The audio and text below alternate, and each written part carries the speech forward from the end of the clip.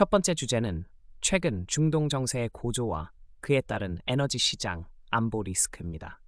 이란 연계로 보이는 사우디 프린스 술탄의 미군 기지에 대한 타격으로 미군 약 10명에서 15명가량이 부상했고 지금까지 미군 사망자는 13명으로 보고된 상황입니다. 예멘의 후티 반군이 이스라엘을 향해 탄도미사일을 발사했고 바브엘 만데브 해협 봉쇄 시도 가능성까지 제기되는 가운데 호르무즈 해협은 사실상 봉쇄 상태가 되어 전 세계 원유의 약 20%가 이동하는 항로가 막혔고 선물 시장은 상대적으로 덜 움직이는 반면 물리적 인도 시장에선 특히 두바이 현물 가격이 크게 급등, 두바이 약 플러스 76%, 브렌트도 큰 폭 상승하는 등 시장 실물 가격 괴리가 심화되고 있습니다.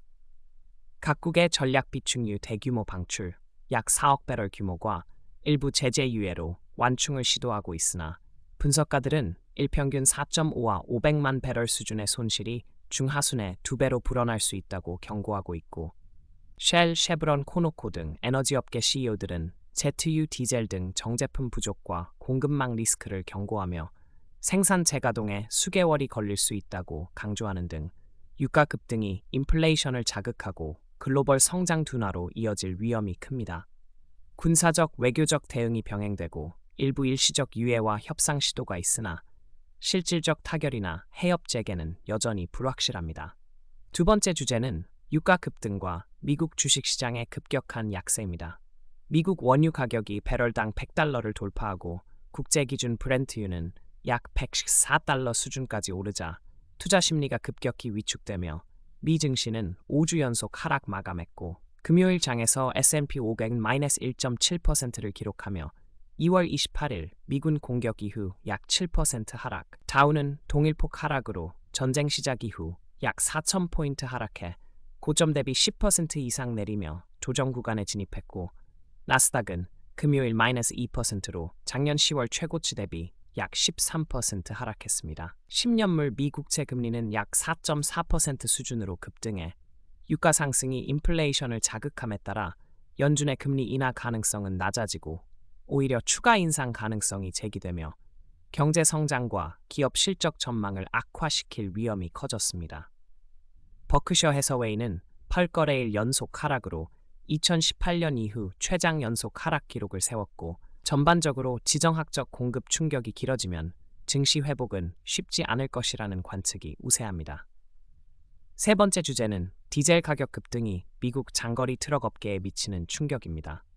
이란 발발 이후 유가가 급등하면서 디젤 평균 가격은 약 갤런당 5.4달러로 전쟁 전보다 약 41% 상승해 트럭 운송의 최대 변수 비용인 연료비 부담이 크게 늘었습니다. 이로 인해 소규모 차주와 오너 오퍼레이터들은 연료비와 정비비를 직접 떠안아 현금 흐름이 악화되고 많은 업체가 폐업하거나 차량을 세울 위기에 처한 반면 대형 운송사들은 장기 계약의 연료 서차지, 연료 해지, 연비 좋은 차량 등으로 충격을 일부 완화하고 있습니다. 결과적으로 단기적으로는 소규모 사업자들의 퇴출로 운송 공급이 줄어들어 운임 상승 압력이 생길 수 있고 생존한 운송사들은 수익성이 떨어지는 화물을 거부하는 등 대응에 나서고 있습니다. 네 번째 주제는 항공요금 상승과 공항 혼잡, 보안 인력 문제입니다. 국제 유가 상승으로 항공사들이 운임과 연료 할증료를 올리면서 주요 공항 연료 가격이 갤런당 약 3.98달러로 전쟁 전보다 약 60% 오르고 미 유럽 횡단 항공권 같은 경우 한때 3주 사전 구매 기준으로 1,059달러까지 오르며 전주 대비 26.5% 상승하는 등 항공요금 인상이 현실화되고 있어 유나이티드 CEO는 올해 항공료가 최대 20% 오를 수 있다고 경고했습니다.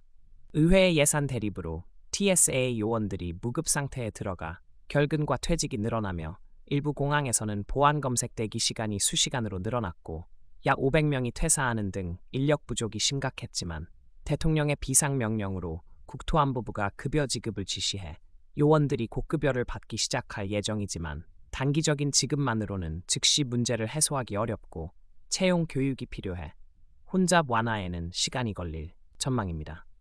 여기에 FAA는 포토맥 트라콩에서 감지된 강한 악취로 TCAAD, BWI 등 주요 공항의 일시적 지상정지를 발령하는 등 관제 시설 문제로도 항공운항이 차질을 빚었고 항공관제 TSA 인력 문제를 근본적으로 해결할 법안들이 의회에서 지지부진한 상황이어서 반복적 혼란과 노선 축소 가능성이 남아 있습니다.